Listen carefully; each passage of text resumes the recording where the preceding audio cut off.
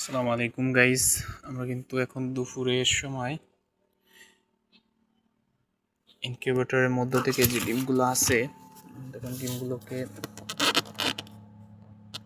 উল্টিয়ে দেবো। দেখতে পাচ্ছেন যে ডিমগুলো এখন কিন্তু দুপুর টাইম, তাই 1 থেকে 2 এনে দেবো।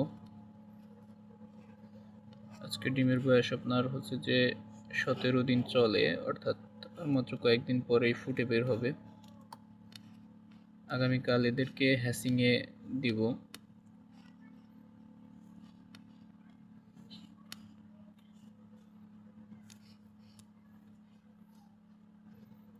কিন্তু সবগুলো ডিমেই আমরা 2 এনে দিব। এখন 1 থেকে 2 এনে দেবো।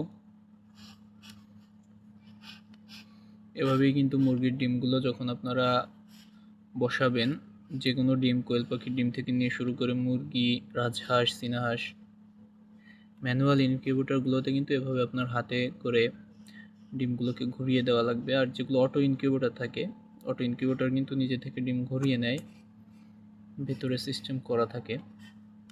এগুলো কিন্তু একেবারে কঠিন কোনো ব্যাপার না। দেখতে পাচ্ছেন,